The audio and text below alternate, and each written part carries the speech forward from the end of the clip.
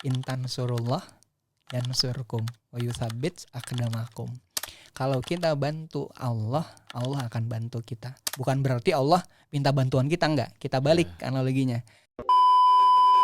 Sesungguhnya Allah itu menyukai ketika seorang hamba mengerjakan sesuatu, maka dia itkon. Itkon itu artinya menyelesaikan maksimal sampai akhir, sampai selesai. Itu Allah suka banget. Semakin kita imannya tinggi, gangguan dan godaan juga semakin besar. Semoga bisa istiqomah sih Mas dalam memegang teguh apa yang sudah menjadi prinsip kita dalam hidup.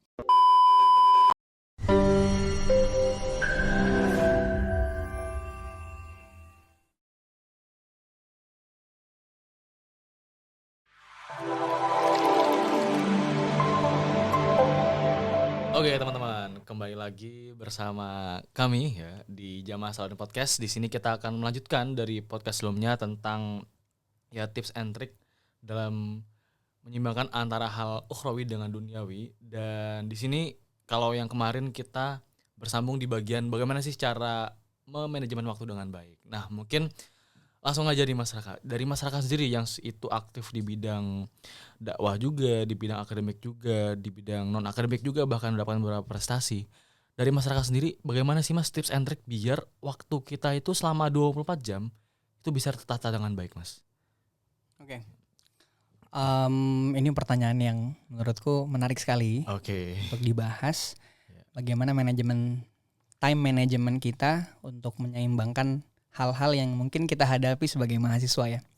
Ada di akademik, kemudian di organisasi, dan juga berdakwah di masyarakat. Itu menurutku memang hal yang amat sangat urgent untuk senantiasa kita manage, kita atur. Kenapa?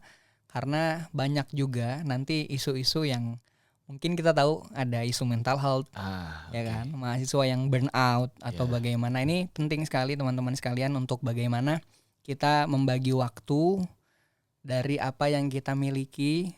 Kalau saya sendiri, saya itu selalu mengusahakan untuk menulis setiap kegiatan yang akan saya hadapi, yang akan saya kerjakan, dan apa yang sudah saya kerjakan.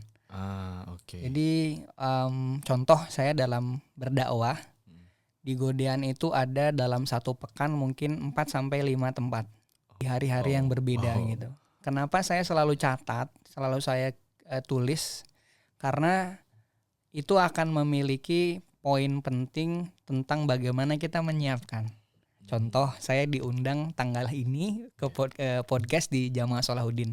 Itu kan nggak mungkin dong mengundangnya 10 menit sebelumnya, ya kan? Pasti undangan ini datang ya seminggu sebelumnya. Itu saya catat dari jauh-jauh hari, sehingga mempersiapkan setiap kegiatan untuk maksimal itu kita bisa upayakan. Karena memang dulu ketika saya santri ada hadis yang memang terpatri dalam diri saya dari Pak Kiai ketika itu. Beliau menyampaikan dalam satu sesi, ada hadis dari Kanjeng Nabi, beliau menyampaikan kurang lebih redaksinya, innallaha yuhibbu idza amila ahadukum amalan ayyutskinahu. Totalitas. Kalau dalam manajemen kan ya totalitas ya. Tapi bahasa Qurannya itu itkon. Dulu kebetulan nama kabinet saya di Himbas 2024 namanya itkon. Itkon. Kalau bahasa anak pondok tahfidz, hafalan yang baik itu hafalan yang mutqin. Itu sama itkon sebetulnya. Nah, ketika kita sudah punya porsi waktu tadi mempersiapkan, maka kita juga mengerjakan hadis itu. Untuk dalam kegiatan berdakwah saya catat, saya siapkan dengan maksimal. Ada porsi-porsi waktunya, kapan saya dapat insight baru, kapan saya belajar lagi, kapan saya mempersiapkan, kapan saya buat slide. Karena di beberapa tempat butuh slide untuk bisa dakwahnya lebih milenial gitu kan. Terus untuk kuliah pun begitu, saya selalu catat tugas-tugasnya apa. Terus bagaimana memprioritaskan, ya pasti dengan adanya deadline. Jadi kalau dalam teori manajemen waktu itu kan ada 4 ya, yang urgent, yang less urgent, terus ada lagi 2 poin lagi saya mungkin agak lupa. Yang jelas mana yang kita kerjakan ya pasti yang urgensinya lebih penting gitu. Kalau memang waktu kita untuk kuliah, maka itkon lah di kuliah. Ketika kita di organisasi, itkon di organisasi. Dan ketika kita diminta untuk berdakwah, itkon di situ. Caranya bagaimana? Kita tulis. Karena kalau kita tidak memanage dengan tulisan, itu biasanya kelabakan, Mas. Entah tabrakan waktunya, entah tabrakan kegiatannya, tabrakan juga semangatnya. Bisa jadi suatu waktu kita semangatnya di dakwah aja. Giliran kuliah melempem.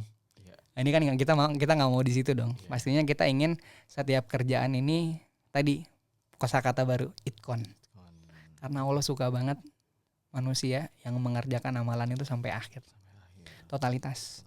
Gitu. Ya kurang lebih manajemen waktunya tadi. Kalau saya sendiri saya tulis, saya skala prioritas yang mana yang didahulukan dengan tetap memegang hadis tadi. Semua pekerjaan harus beres maksimal sampai akhir, totalitas. Oke. Gitu. Berarti intinya itu kita tuh kalau ada kegiatan ataupun yang udah kita lakukan, yang ingin kita lakukan dan sedang kita lakukan, ditulis ya Mas. Betul. Jadi kan kebanyakan mungkin dari kita tuh kayak ya udah disimpan di otak aja gitu, simpan di otak. Tapi harus ditulis ya Mas. Mungkin ada yang melatar belakangi Mas Faris. Kenapa saya menulis? Karena contoh kita mengisi satu tempat ya, taruhlah Masjid A. Masjid A, oke. Jamaahnya kan kita tahu ya, bapak ibunya tahu ya. Hari Kamis maghrib misalkan. Itu tiap pekan sekali. Materi hari ini misalkan tentang tauhid. Minggu depannya pasti fikih. Minggu depannya lagi tentang akhlak. Minggu depan lagi tentang Quran. Kalau kita nggak nulis, kita akan bingung. Ini udah disampaikan belum ya? Itu. Oke. Gitu maksud saya. Jadi pentingnya menulis menurutku itu salah satu strategi untuk bagaimana itkon tadi dalam beramal dan juga kita tahu pencapaian kita itu udah sampai sini loh. Oke. Jadi dokumentasi nggak cuma modal gambar, tapi dokumentasi tulisan juga penting. Ternyata kita sudah sejauh ini. Salah satu mungkin saya tutup jawaban pertanyaan ini yang disampaikan dalam sebuah pepatah bahasa Arab, al ilmu soyidun, wal kitabatu koyiduhu, koyid suyudaka bil hibalil wathiqah. Ilmu itu kan ibaratnya seperti hewan buruan yang perlu kita ikat agar hewan ini menjadi milik kita. Nah, cara mengikat ilmu tadi itu dengan tulisan, dengan kitabah. Kalau kita tulis ilmu kita akan selalu ingat dan ilmu itu milik kita.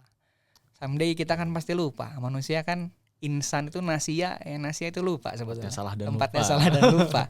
Nah, kalau nggak kita catat, ya mungkin tadi akan out gitu kurang lebih. Gitu sih. Setuju sih Mas. Soalnya apa ya? Dengan kegiatan kita yang sebanyak ini gitu kan, apabila ya mungkin kalau IQ kita tinggi, ingatan kita tinggi, oke lah gitu kalau nggak nulis. Cuman kan kita kayak tadi tempatnya salah dan lupa. Tentu menulis ini bakal menjadi hal yang sangat penting untuk kita dalam manajemen waktu gitu. Dan tadi kan Mas Raka sempat menyinggung tentang mahasiswa yang berat, mahasiswa yang mungkin isu mental health. Nah, tapi mungkin sebelum melangkah ke isu mental health nih Mas, kan tadi Mas Raka juga menyampaikan bahwasannya imannya manusia itu sering naik turun ya, kayak betul. Kadang kita fokusnya ke dakwahnya kuat, akademiknya turun, akademiknya naik, dakwahnya turun. Nah, kalau dari masyarakat sendiri bagaimana sih Mas tips agar misalnya kita lagi udah ya sebagai manusia yang hatinya terbolak-balikan gitu Mas. Pas hatinya lagi moodnya itu lagi nggak kuat itu loh buat ngadain, buat belajar, buat dakwah, buat beribadah. Ya nauzubillah min dzalik, itu bagaimana sih Mas biar masyarakat bisa mengembalikan mood itu kembali Mas? Masya Allah. Saya agak jadi orang yang merasakan juga gitu kan. Karena memang nggak bisa dipungkiri Mas. Kita itu akan semangat di tempat di mana kita berada. Mas Faris hari ini di JS ya pasti akan totalitas di situ kan. Gak mungkin ketika kita di sini mikirin pekerjaan atau mikirin rumah atau dan lain-lain. Gimana agar semuanya itu stabil? Kalau saya sendiri, saya merasa selama ini saya hidup, konsepnya adalah kita itu jangan sampai hidup sendiri, memikirkan diri sendiri, tapi juga harus mencari wasilah. Wasilah itu maksudnya bahasa Indonesia wasilah apa? Penghubung bisa, atau bisa jadi hal yang mendorong atau perantara. perantara. Jadi support system Mbak? Maybe support system bisa jadi ya wasilah support system atau perantara lah. Misalkan kita punya cita-cita ingin bisa berprestasi di akademik, itu bukan berarti salah satu upayanya adalah dengan kita belajar sungguh-sungguh. Itu faktor utama. Tapi ada faktor wasilah, faktor perantara yang lain apa? Ya kita berdakwah, ya kita juga membaca Al-Quran, ya kita membantu orang lain. Kalau saya dulu di pesantren Mas, singkatnya gini, kamu nanti ketika jalan kaki ke masjid nemu sampah, kamu ambil ya, terus buang di tong sampah. Itu masa-masa ujian Mas, masa-masa kita burn out, masa-masa kita waduh gimana nih ujian. Kita disampaikan hal sederhana itu, ambil sampah, buang ke tong sampah. Dulu poin pentingnya adalah stretching kuatnya di kalimat insya Allah satu sampah itu akan berbuah satu soal yang mudah kamu ketika ujian. Nah, itu kan berarti buang sampah ini wasilah gitu kan. Kembali ke pertanyaan tadi, gimana agar kita bisa maksimal di setiap kegiatan, jadikan kegiatan kita wasilah untuk apapun yang kita inginkan. Kita ingin akademik kita baik, bukan berarti kita gak semangat di organisasi. Kemarin saya dapat postingan bagus. Ada pelatihan karyawan salah satu retail jual beli. Ada poin penting gini. Kalau kinerjamu 10 juta, tapi gajimu 5 juta, bisa jadi 5 juta gajimu itu dialokasikan ke hal yang lain. Kamu sehat, lingkunganmu mendukung, orang tuamu bahagia, tempat tinggalmu nyaman. Itu 5 juta yang dialokasikan untukmu. Tapi sebaliknya agak ngeri. Ini gak tahu Mas Faris setuju apa enggak ya. Sempat lewat juga di postingannya ini. Ada orang yang dia kinerjanya 5 juta, tapi gajinya 10 juta. Nah, bisa jadi gaji yang dia makan 5 juta itu Allah ambil secara paksa. Entah dalam tanda kutip kehilangan barang, atau ditimpa sakit, dia harus pergi ke rumah sakit, akhirnya uangnya dialokasikan ke sana. Yang jelas, balik ke tadi yang saya sampaikan, gimana agar kita setiap aktivitas itu mendukung, ya tergantung kinerja kita sih Mas. Dan tergantung gimana kita menyikapi hal-hal yang tadi kita lakukan. Kita aktif di JS, insya Allah akan ada wasilah pendukung ke aktivitas akademik kita. Saya alhamdulillah di MMPT, di S2 juga alhamdulillah diberikan amanah untuk membantu prodi, mengurus akreditasi internasional. Orang bilang, Mas Raka ngapain sih bantu-bantu, nggak dibayar, terus malah nanti waktunya juga habis. Saya enggak pernah memikirkan itu gitu. Yang saya pikirkan adalah orientasi hidup kita harus bisa bermanfaat. Karena dari kebermanfaatan itu muncul wasilah, support system untuk apapun yang kita inginkan. Saya tutup satu ayat, intan surullah yansurkum wa yutsabbits aqdamakum.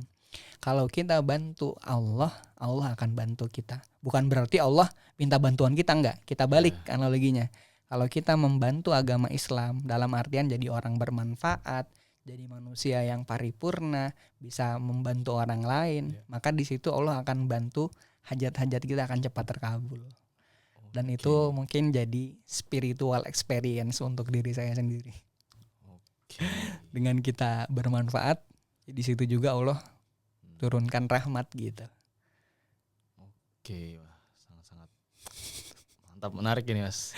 Di someday kita misalkan ketika di organisasi nggak semangat, jangan nggak semangat. Justru dengan kita semangat di organisasi, kita akan semangat juga di tempat lain. Gitu sih. Berarti lebih ke arah apa ya?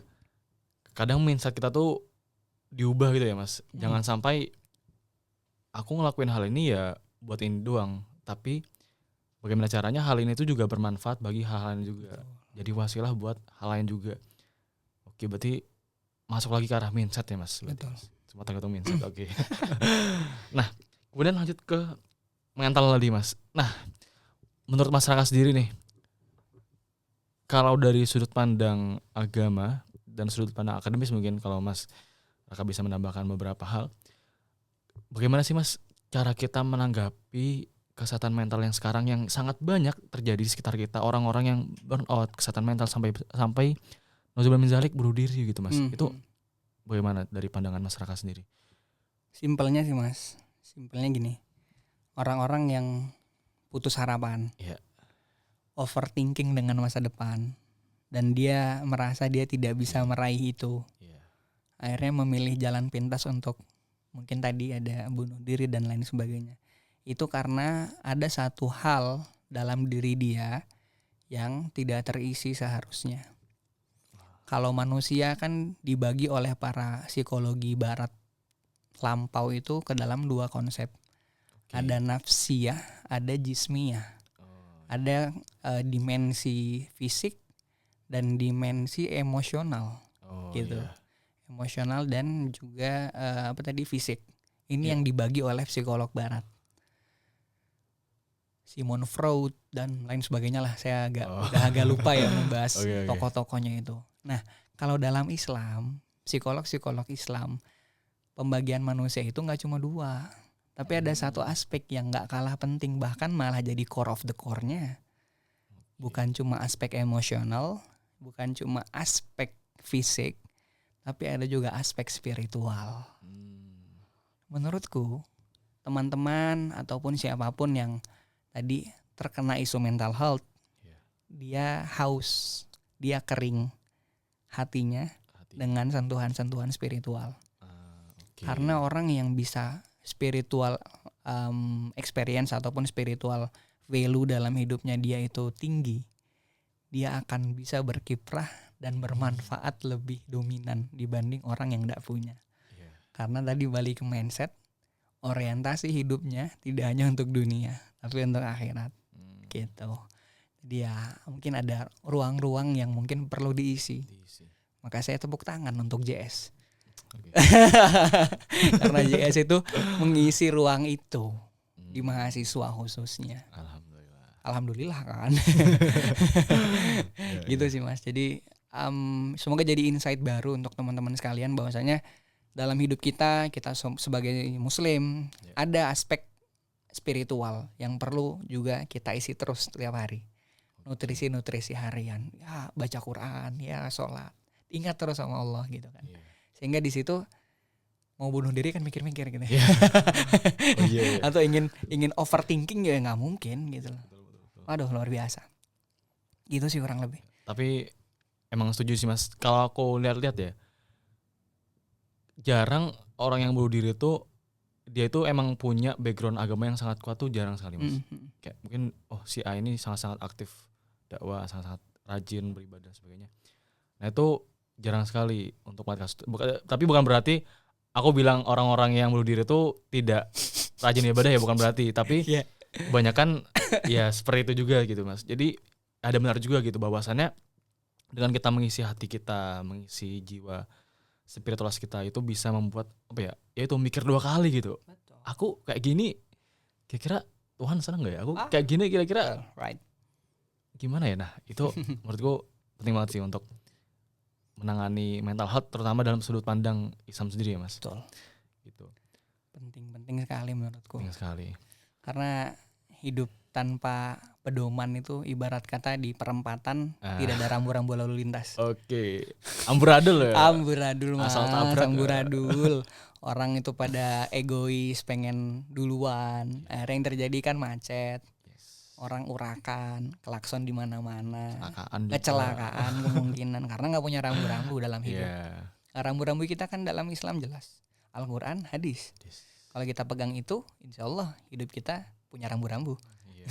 Waktunya lampu hijau jalan, kalau lampu merah berhenti, kuning hati-hati kan. Tapi kalau ibu-ibu naik motor sen kiri belok mana Mas? Ya, kadang lurus kadang kanan. Ini pertanyaan yang aku tanya ke jamaah sih. Bu, kalau ibu naik motor ratingnya kiri beloknya mana? Kanan. Diiyakan ya. Waduh. Sorry. Oke, ingat guys, filosofi rambu-rambu. Simple sih. Itu sih kalau saya alhamdulillah Mas ketika ngisi-ngisi kajian itu cari analogi-analogi yang ringan. Yang relate sama kehidupan gitu. Itu salah satu yang selalu saya pakai. Apalagi ke masyarakat gitu ya Mas. Tentu analogi ringan ini sangat-sangat diperlukan. Ringan dong ya Allah. Kalau tadi pagi sih yang paling saya baru itu ada, saya ingin menyampaikan ketika Al-Quran itu menjadi pedoman dan pegangan kita, maka kita akan jadi gemilang. Ustaz Adi Hidayat dekat dengan Quran, bagi-bagi umroh, bagi-bagi uang jutaan rupiah. Yes, betul. Salah satunya Mas Raka. Alhamdulillah. Gitu kan. Itu karena dekat dengan Al-Quran. Analoginya ada 2 orang anak, yang satu namanya Hasan, yang kedua namanya Maman. Hasan rajin belajar, naik kelas. Maman malas baca buku, tidak naik kelas. Paham ya analogi ringannya? Hasan rajin belajar, naik kelas. Maman malas belajar, tidak naik kelas. Itu kan kalau dalam ilmu ushul fiqh itu mafhum mukhalafah.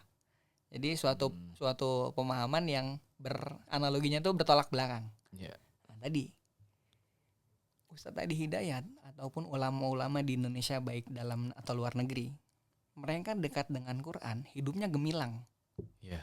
Berarti bisa jadi pakai konsep yang tadi mafhum mukhalafah, orang yang hidupnya berantakan karena isu mental health. Sebabnya apa? Karena tidak kuat agamanya. Kalau singkatnya dengan analogi tadi, dekat dengan Quran, hidupnya gemilang, hidupnya berantakan disebabkan jauh dengan Quran. Itu bisa mantap. Aku analogikan tadi Hasan dengan Maman tadi ke jamaah. Ternyata ternyata ringan ya. Mantap. Gitu sih. Jadi alhamdulillah dengan analogi yang ringan itu kita bisa membumikan Al-Quran, membumikan nilai-nilai bisa dipahami ya lebih cepat gitu Mas. Karena kan orang menuntut ilmu ada 4. Cepat hafal, lama lupa. Cepat hafal, cepat lupa. Lama hafal, lama lupa. Yang terakhir yang bahaya nih. Lama ngafal, cepat lupa. Nggak tahu nih kita yang mana nih. Ya Allah, ya gitulah kurang lebih. Semoga dengan mengisi ruang spiritual dalam diri kita, kita bisa terjauh dari isu-isu mental health yang tadi. Apalagi mahasiswa ya yang pressure dalam akademiknya tinggi, di organisasi juga demikian gitu. Udah, Mas Faris nggak kena kan? Alhamdulillah sejauh ini belum. Semoga jangan.